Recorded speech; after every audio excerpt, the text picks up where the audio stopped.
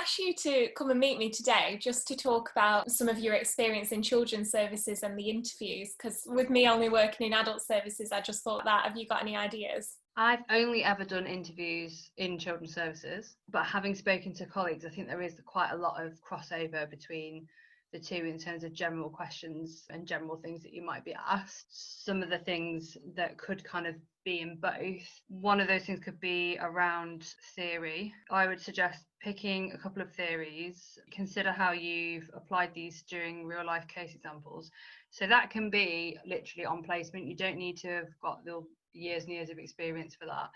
It's just good to have something kind of in your back pocket and generally have some clear case examples in your mind that are useful. So like if you've dealt with a particularly complex or challenging case where you can talk about lots of different things about it, just before you go into the interview, refresh that case in your memory, have a think about how it impacted you, how it impacted the family, etc. Yeah. And how you could apply different theories to it.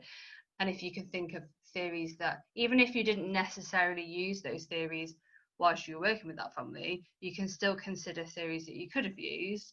Yeah. And then use it to give kind of real life examples. And then I've always been asked in every interview I've done to give an example of an anti-oppressive or anti-discriminatory practice that I've encountered. And I think that is the same across the board in terms of adults and children's. And I've often also been asked to give an example of when I've overcome a challenge in a social work setting and how I've used my social work values to overcome that. I had an interview not that long ago where it's been a little while since I've had a social work interview, and they asked me specifically about social work values, and it was such a simple question. Yeah. Social work values, but because it was almost so simple, my mind went completely blank and I couldn't think of a single social work value like 7 years after I've qualified. Yeah, definitely have those kind of like fresh in your mind so you're able to draw on that. Yeah. What did you say for the anti-oppressive one then? Do you remember some of the points? So I talked about the most recent interview I did where they asked me that. I talked about a case where the parents had learning difficulties and the view of senior management was, so they had a child and it was their first child, and the view of the senior managers was that that child should be removed at birth as a standard, largely based on their learning difficulties. And I felt that was incredibly oppressive because they'd not been given an opportunity to have a full assessment. It was their first child. There were loads and loads of factors. What ended up happening is that I ended up challenging that, and then we got a very expensive residential assessment. But that was kind of like the example that I gave most recently, because that's a case that's really stuck with me, because I was really battling against finances of the local authority, and also just the views of the senior managers was very oppressive. Yeah, so that is a good example to show like different aspects of it.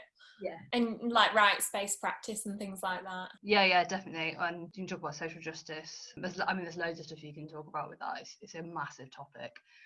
And there's lots of things that you probably may not even consider to have been anti-oppressive. Yeah. But actually they are. Yeah, that's probably why it's worth, like I've said on some of the other videos, making a bit of a bullet point list and really breaking down your case study, because it's hard when you're in there and you're under the pressure and they ask you the question in the way you weren't expecting, and then you've really got it in a logical order. Did you have any other thoughts? Another one, like I've been asked a lot, is about what skills you bring to the job. I think, again, I've been asked that in every interview I've done. Me too. And it's a really basic question, but again, if you've not thought about that and prepared, it can catch you out. So you might be thinking, you might have spent hours researching the policy of the local authority and you know step by step the child protection processes, but then they ask you what your skills are. It's just something to like have like a list in your head of things that you are good at, what your skills are, and relate them back to social work values, I would say, as well. And like some of the practical things you'll be doing, because I found I got stopped midway through one of mine and they said,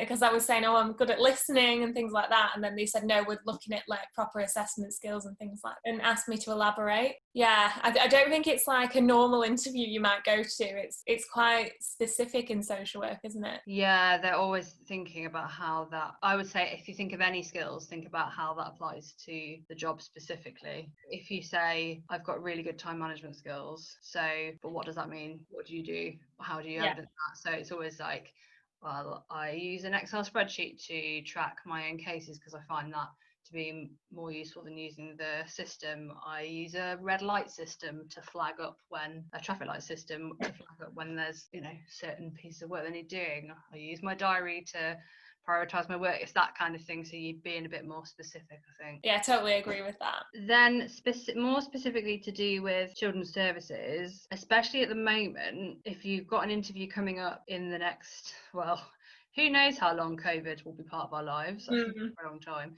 pay a lot of attention to the changes in legislation with regards to COVID, because some of those changes directly impact looked after children, and any role that you go for within children's services, whether it's with looked after children specifically or children in care, within a safeguarding team, children with disabilities, any of those, you need to be aware of the legislation. And a lot of that is to do with the frequency of visits to young people in residential settings.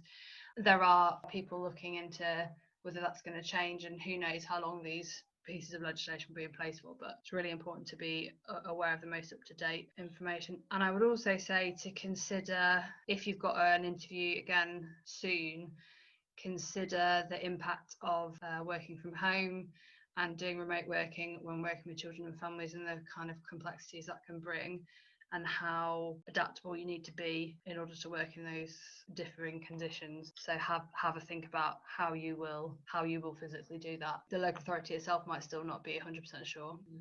Yeah, it's a good point though. That's something that I haven't touched on yet. That's interesting. And then the other stuff is more kind of standard around being really clear on child protection legislation and processes. So section 17, section 47. Yeah. I've often been asked to do in-tray exercises. So where you get a case example, you talk through what you would do, write down what steps you would take. So it's worth having a think about that before you go in there. Always look at the local authorities, if it's specifically a local authority job. Always look at their policies and procedures. They're always available online. They have to be really open and explicit about them. So look at them so you know, because whilst there are standard procedures, some of the timescales are not the same.